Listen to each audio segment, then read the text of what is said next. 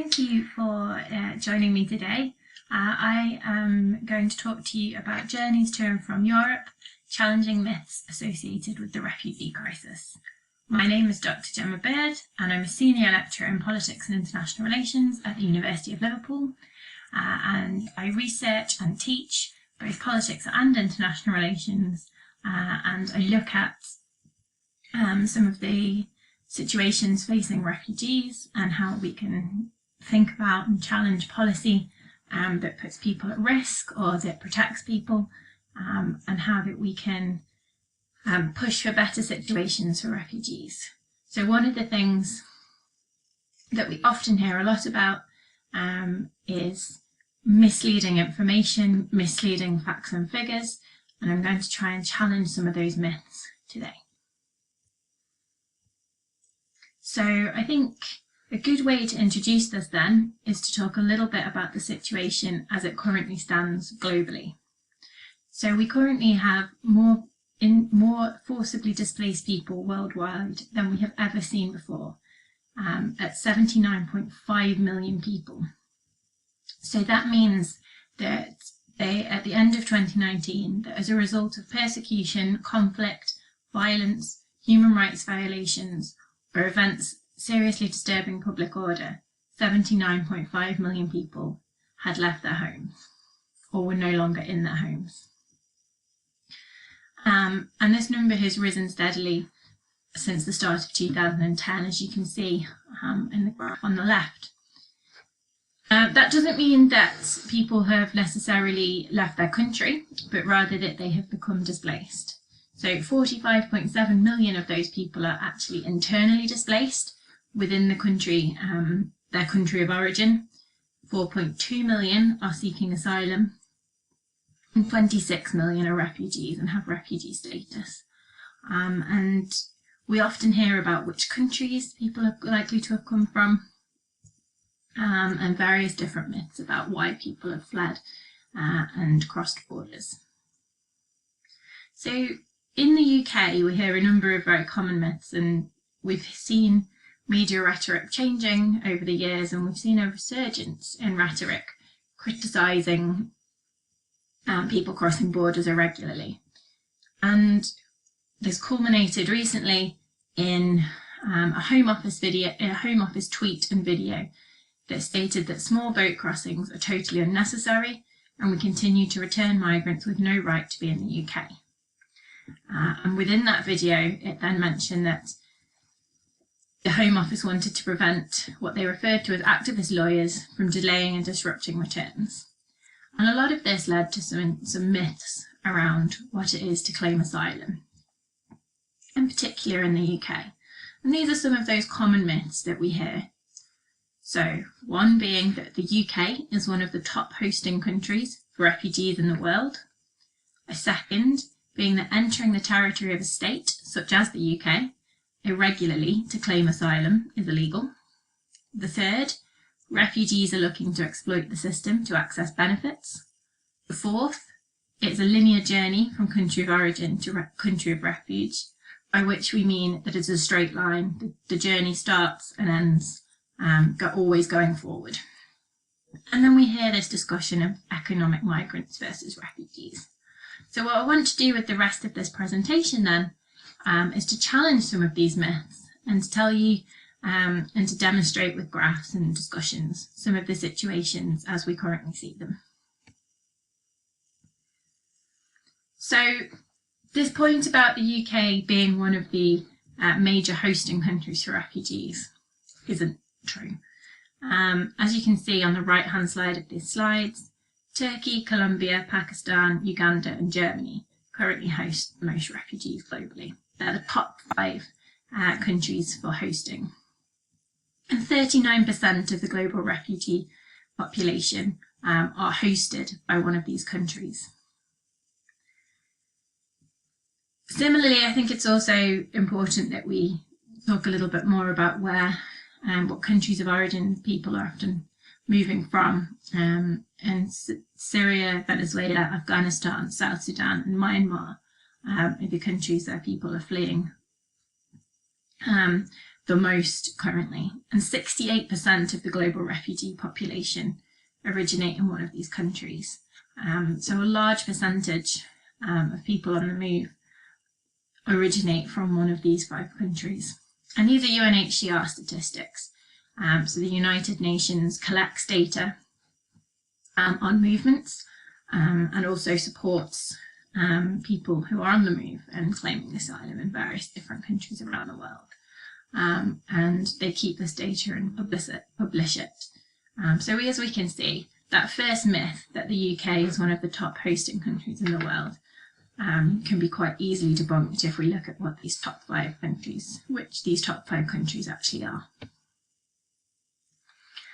The second myth that we talk about a lot and that we hear a lot, and particularly in the media, is this idea that entering a country irregularly is always illegal.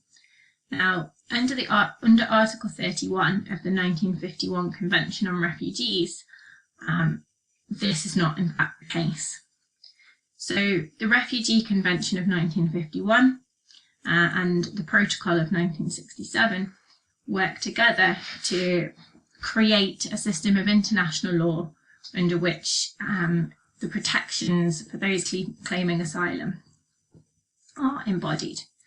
And under that convention, it states that contracting states shall not impose penalties on account of their illegal entry or presence on refugees who, coming directly from a territory where their life or freedom was threatened, enter or are present in their territory without authorization. So what they're saying here is that we shouldn't be penalising legally people who enter into a country irregularly to claim asylum. Now, this does require that people then go very quickly to claim asylum, but the actual notion of entering the state shouldn't be penalised. So that is an important kind of point to remember. Okay. So one of the other myths we often hear about is the effect on the benefit system, or that people are keen to access the UK benefit system. So if you are claiming asylum in the UK, you are offered or entitled to £39.60 a week in benefits. And that has recently gone up by only £1.85 a week. So this is not a very large amount of money. And also in the UK, whilst claiming asylum, you can't work. So this is the only money that you have access to, which is obviously, as you can tell, a very small amount of money. Now this differs between countries, as does the right to work. So in Greece, whilst claiming asylum, you can actually work, and this differs on a country-to-country basis. But I think, as you can see from this figure, this idea that there's a vast quantity of benefits that people have access to on claiming asylum in the UK is not the case. Okay, so one of the final points I want to raise is the idea that the media presents refugees' journeys to and from Europe as being straightforward, as starting in the country of origin and moving rapidly towards the destination country that people claim asylum in. But people find themselves being pushed back or returned, and journeys can actually take many years. And the map that you can see demonstrates where we see violent pushbacks, where we see examples of states using tactics with dogs on patrol on the borders, for example, border guards. We've heard numerous stories recently about pushbacks at sea. So these journeys are not straightforward. And people often find themselves waiting for a long time for an asylum meeting, particularly in places like Greece, which are at the borders of Europe, who have larger numbers of people claiming asylum. So people on the islands of Lesbos, Chios, Samos, Leros and Kos, which are the small islands that are close to the Turkish coast, can find themselves waiting for anything up to 2 years for an asylum claim. So it's important to recognise then that these are not straightforward journeys. They are often very difficult, often very challenging. People find themselves living in really unpleasant conditions, and they're often pushed back. So we often also hear this idea that the UK is in some way a soft touch, that we're deemed to be an easy country to claim asylum in, and that is very much not the case. So traditionally, around 2/3 of people who seek international protection in the UK are refused. And in 2019, actually, this number was very different, and 52% of applicants were successfully granted protection. And that is not because the UK has changed the way it deals with these cases, but actually because a lot of the people who are entering the UK to claim asylum have a genuine claim for international protection. And as a result of that, we often see that, as freemovement.org.uk has stated, many of these decisions to refuse asylum turn out to have been wrong. Immigration judges routinely allow thousands of appeals every year, and they have an infographic on their website, and I've put a link to that that you can have a look at.